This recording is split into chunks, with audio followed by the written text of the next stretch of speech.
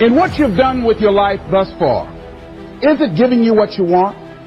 Is it giving you what you want? When you look toward the future, when you look at all that's going on out here, is there some place within yourself you say, hey, I know I need to be out there in that arena. I know I can do more than what I've been doing. I know there's some great music that I have within me that I haven't brought out here yet. Is that something that you begin to look at within yourself?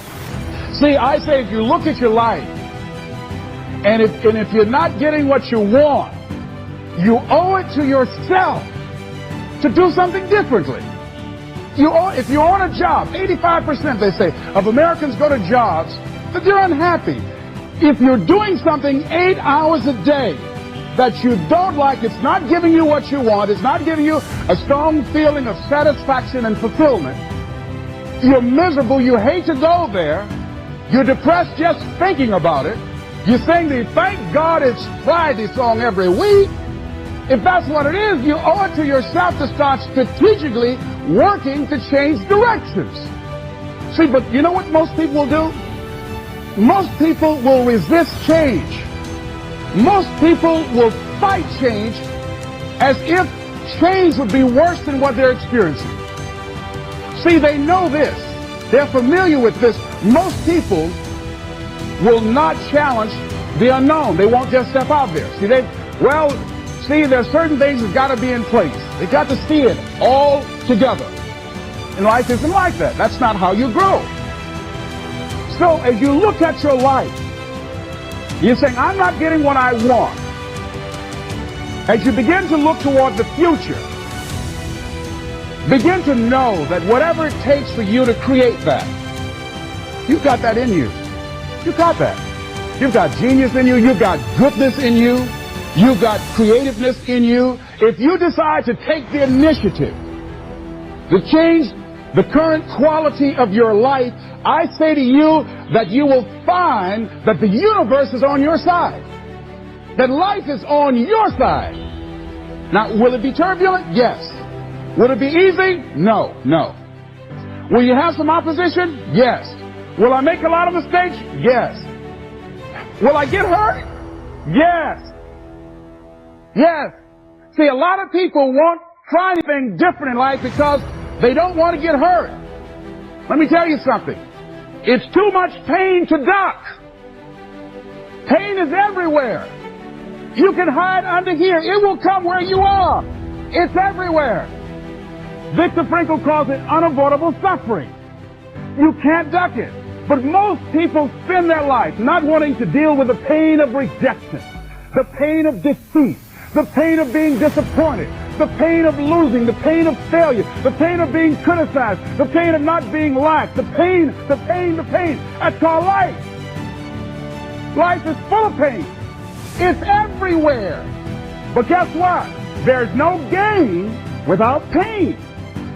Because it's the pain of regret that you experience. If I had it to do over again, that's a pain. Don't you know that's something? Well, you know, I was in a seminar once and this lady stood up. If I had my life to live over again, she talked about all of the things that she would do. And you can feel the pain of regret in her voice. The pain of regret. She still experienced pain. She was trying not to experience the pain of defeat, the pain of disappointment, the pain of loss, the pain of lack of support. And she still experienced pain. It was right there. We can't get around it. Most people are governed by their habits, their fears, and the opinions of others. A lot of people never try anything differently because they have been convinced by people in their lives that they value that they can't do it. They're living within the context of the opinions that other people have of them, the low expectations. Many people doubt themselves because when they thought about doing something at some critical point in their lives, somebody they respected and honored, somebody they believed in, somebody that they loved, someone they trusted said, you can't do that. And they accepted that. As you look at your life,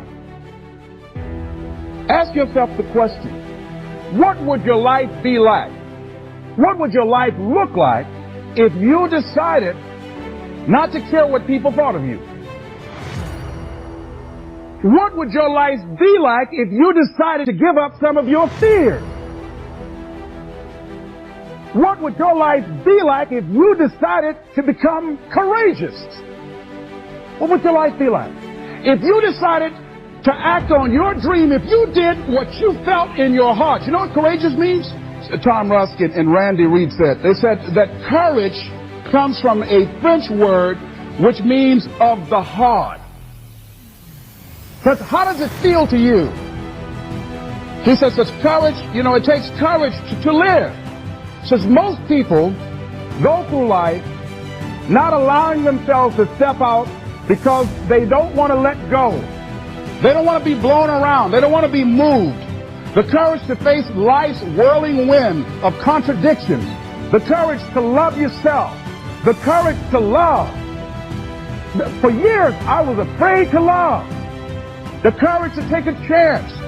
The courage to be who you are. He says, courage isn't for somebody else for medals, applause, or moral debts. Courage is what at that moment feels most right for you. Not just situational ethics, but what feels right in your heart. The word of the heart. What feels right in your heart. One great philosopher says, cowards die many times before their death. The valiant never taste of death but once. What does that mean? The valiant people aren't afraid? No. It means that they experience that fear and they move forward. They move forward anyhow. Many people are dead now. Many people are allowing their dreams to die. Many people are allowing the ideas to lie dormant and collect dust. Many people have all this talent and ability that they are allowing to be buried inside of them, that they will take with them to their graves because they didn't have the courage to be who they are. And I say, as you begin to look toward the future and manifesting your greatness, it's going to take everything in you, that your life deserves the concentrated effort to begin to look at how is it that I can express more of me? How is it that I can bring my ideas out here now? How is it? And start living with a sense of urgency because you're here today. You're gone today. Life is unpredictable. It's uncertain. There are no guarantees.